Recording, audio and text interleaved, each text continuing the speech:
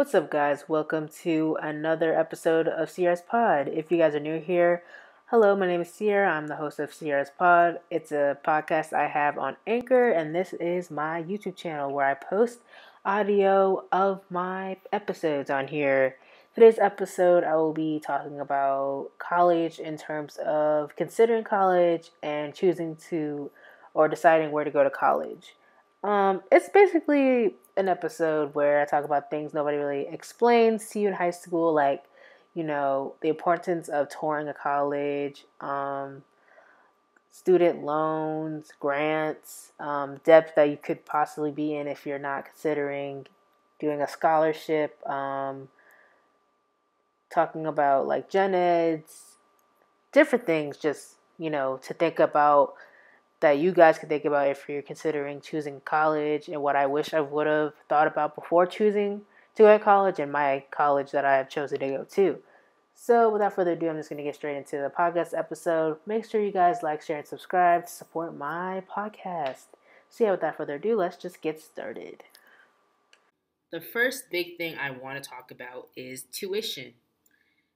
Now, if you are considering going to college or are trying to see which college you want to accept after applying, you really need to think about tuition. Just know many colleges, or pretty much all the colleges, their tuition is very expensive. You need to think about, okay, am I able to afford these things down the road? I'm gonna have to pay student loans. That is a big thing.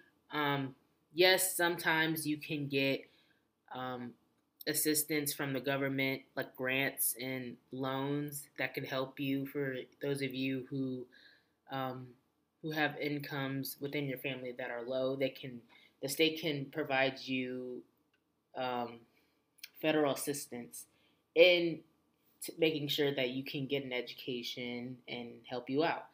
Um, Many people don't really have that option though. So think about, okay, am I going to live there as well? That's another big thing. Living there is very expensive. It doubles your tuition by like a lot. Usually tuition is cannot be more than maybe $30,000, and then if you live there, that's like a double 30,000 to stay there. That's what I remembered from when I was looking at my tuition lists and receipts and stuff. I might have to look back on that, but I'm sure, like, if you decide to live there and just go to school there, like, even like where I go to school, it was probably about 40,000 altogether. But if you only drove to school and just went there for the school, it's pretty much half of it, like 20 something $1,000. So, yeah, think about it. If you want to commute, figure out the distance, how much gas money it's going to take, and the traffic. Please consider those things and make sure your car is at least good enough to travel with, because if your car is not suitable for driving long distances, or if your college is like literally 5, 10, 15 minutes, and don't worry about it. But I was someone who drove over 45 plus minutes, and my car was not, it was a good car, but it was starting to wear down every time, every year. And then when it finally decided to give up on me, it was like, well, dang, maybe this car around, I'm going to get a car that is not eating up the gas and it's not going to break down while I'm in the middle of the interstate. So, yeah, think about those things for real. And then parking cost, 99.9% of the time, you're going to have to pay for parking if you're going to go to school. If you're going to have your car, you're going to have to pay for that parking. 99.9% of the time, you're going to have to pay. I don't know if some colleges provide free parking, but not mine. Not the one I went to.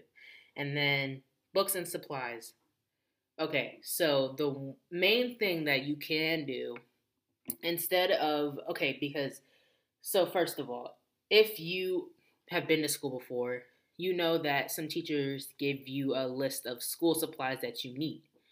And that includes even books, maybe. Or sometimes, I know in my school they provide you the book, but when you get to college, you're going to have to get the books. Getting books can sometimes be a little bit of a, like a gray area, because Some teachers will tell you you need this book, but you're not really going to use it. You're going to use it like 5 times. Now, the best thing you can do to save your money, there's two different options that I think would fit best for you if you're trying to stay on a budget or save money. First thing you can do, there are PDF websites that are free, but you got to be careful because sometimes if you try to get a free book and download it, it can easily be like a virus that can get on your computer. You need to look for PDF websites that are good for your computer and that is not going to give you a virus. I might share one of the ones that I have been given that I was blessed with a few times of getting some books that were really expensive. I might put a link in the description box somewhere for those of you who are interested. But this website I was able to find a few of my books for school, and it had the whole thing, and it didn't do anything to my computer, and I fell in love with it. But this website didn't have all the books that I needed, but it gave me most of it, and it saved me a lot of money. And then the next thing is a website called Slug Books. So this website is a very smart website because what you do is you type in the name of the book or the number that's given for to identify a book, and it will compare prices through different bookstores such as Chegg, Amazon. There's other bookstores that I can't really name on the top of my head, but they will compare prices with rental prices versus buying prices. Never buy your book. If you're gonna have to, make sure it's like less than $10. If not, you're literally gonna waste money and you're just gonna have a book sitting there. Um, I would consider renting the book. The best websites to rent that I've had were Amazon was really good. They're usually cheaper. Sometimes Chegg can be cheaper, and other places can be cheaper. Just consider the pricing of um, shipping and all that stuff. Um, Download if you are a student. Download the Kindle app. I believe it's a Kindle app. I have one on my computer. I have a MacBook, and I downloaded this app called the Kindle app. And I was able to get some of my textbooks through like an e-textbook. And it was some of the e-textbooks are way cheaper than renting out a book and getting it shipped to you. That's also a good option if you decide that you want to just go digital the whole way through. Get yourself the Kindle app. If you have an Amazon account, you can easily click one to download the book, and it can be set up all for you on the Kindle app. All you have to do is open the Kindle app, and then you can read your textbook. And the Kindle app also has like a highlighters, a little section where you can type in any notes of the book that you need for like a test or like an essay. This is not a sponsored ad or anything. Just want to point that out there. It sounds like I'm sponsoring Amazon. The next important thing to consider is the location and the environment of the college. One thing that I took away from high school, this one instance, I was in a meeting with my counselor, and he told me that all the colleges that I want to go to, I need to visit them. Even if it's like a college that I might think, okay, I'm never going to go here, but it's just still on my list. I need to go to this colleges in person and get to know the campus a little bit and imagine myself as a student here. Would I like being around this environment? Is this environment safe for me? What things do I need to do to prepare to live here if I were to consider this college? Um, so I also listed like a subcategory rural versus urban. So I hear this a lot, especially in Virginia.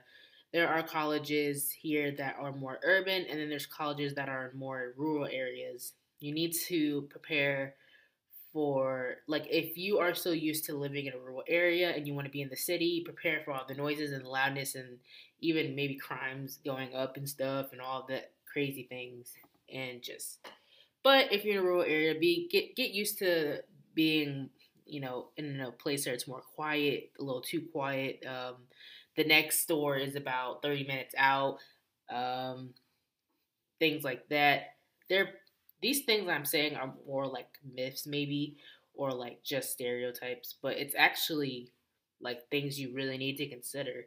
Um, Another thing that can be related to being rural or urban or just maybe a little bit of a mixture is the types of communities that live there. Now, you might get a culture shock. You might go to a place, a college, and it has people who are in that are commonly like religious or just in the South, deep South. You see people that you're like, oh, okay. For those of you who are listening, you might be thinking about what I'm trying to say. There's some areas that could be more.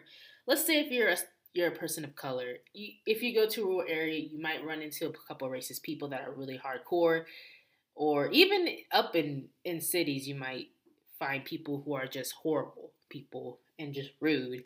You need to consider the real world real quick. And that's all I'm going to say. Okay, then the next thing I have is um, campus size and the scenery. I kind of already touched the scenery a bit, but okay, so like I said, my counselor told me you need to go there in person. If you can, please go to all the colleges that you are considering to go so you can give yourself an idea of like different colleges you think that would be best for you or which college you think would be best for you. One thing that I wish I would have considered that I probably would have loved to have. So, the college I went to, there are some classes that are like maybe regular classes, less like 20 people, maybe. It's probably a normal class size in terms of like grade school. And then there were some classes that had about 40, which was a pretty big. It's like double. And then you will have classes that could be up to over 100 people. And it's a big classroom and it's only one teacher and it's multiple people that wants to teach your attention, and it's just you're not getting that one-on-one time with your teacher. Your teacher is just preaching to you like it's like you're at church, or if you're at a concert, it's almost like you're at like a TED talk or something, and that's it. You don't really get that one-on-one attention like you would if back in high school or in other schools, grade level schools. If you like that one on one connection with your teacher and you just want like a smaller environment, please consider maybe going to a smaller college. It might be better for you if you just want a smaller size class. It might be easier for you, and then it's easier for you to make friends and have the same people in the same environment. Maybe it might be easier for you. That's something I kind of wish I considered more because I do like a small class sometimes. Sometimes I don't mind it being maybe like a medium sized class. I always like to have some type of connection with my teacher. Um, Another thing, scenery. Make sure you like where you're maybe gonna live in or go to school in. Be comfortable or trying to get to know all the important information. For example, when I visited my college, one of the most important things that I was glad that I knew about was the emergency numbers and where the police station is and who I can contact if anything happened to me. A lot of cases in colleges, there are cases of sexual harassment and abuse, and you never want to walk on campus alone in the dark. You need to consider what are good places for you to consider to get help or assistance whenever something happens to you. That's one thing you need to do. And get to know the campus and where you're going. Because you can easily get lost and something can happen, and you just need to know and get to know the scenery and fall in love with the scenery, or at least like it. If not, it's not the college for you. You know when the college is for you. Don't think about it in like 1 or 2 days and think this is the college. You need to think about it because it's a big commitment. You have to choose it like you're choosing your new home. That's how I would give it to you. The last thing on my list that I think is the most important thing when it comes to considering going to college or um, choosing a college is the application process. Um, the application process it depends on what the school would want from you. So when it comes to being chosen as a student or being accepted as a student of the college, colleges can look for many things. It can be from your SAT, ACT scores, maybe the essays that they require you to do. Um, One big thing that colleges will look for that they don't really tell you is your extracurricular activities, as well as knowing people. Now, that is a big thing, a big factor that can get you accepted to the college you want. When it comes to the real world, even after college, the best thing you can do for yourself is put yourself out there. That's one thing I should have considered when before going to college, and some things that I was grateful for before going to college as well. For me, I volunteered a lot in the. I live near a military base, and I was very active on there. I volunteered for different things there, and I put myself out there around, and people knew who I was. And I was grateful to have a couple of people as my references for colleges. I believe that was probably one of the main factors that my college looked at when it came to my application. It might be a big thing for other colleges. Um, yes, having a good GPA and grades and maybe SAT, ACT score would be good for the college, but I have learned that it's more about experiences of what you have. It might not matter if you have a 4.0 in. That's something that kind of was helpful for me with my when I chose my major. I am a sociology major. Me volunteering with children and helping teach children and working with kids throughout my high school years really helped me understand, okay, these are real world things that I might have to run into when it comes to sociology related jobs. Even with the job I have now, I can easily navigate certain situations based off the things that I've learned, and it can help me in the future. Please just look and research things locally that can help you with your career goals. Um, yeah, that's about it. Make sure that the college you want to go to has the programs that you want, the majors that you want. And even if it's a community college and you want to just go there, they have a program for you that would just be simple, then go there. If there's a trade school that you want to go to and it has just most trade schools even just have what you want and you can just graduate in less than 4 years. Go there if it makes you happy, if it's a good distance, whatever you want. Please, like I said before, choose your college like you're choosing where you're going to live because this is a 4 year commitment that you're going to have, or however many years you plan on going to college. Going to college is a big responsibility. It doesn't have to be a place you go to just because you have to go. Go if you want to go. Please, please think really hard before choosing a college or choosing to go to college. Please, please consider it. So that is all that I have for the day. I will leave my social medias on my description box in my podcast website, and it will be distributed towards other listening platforms. Thank you guys so much for listening.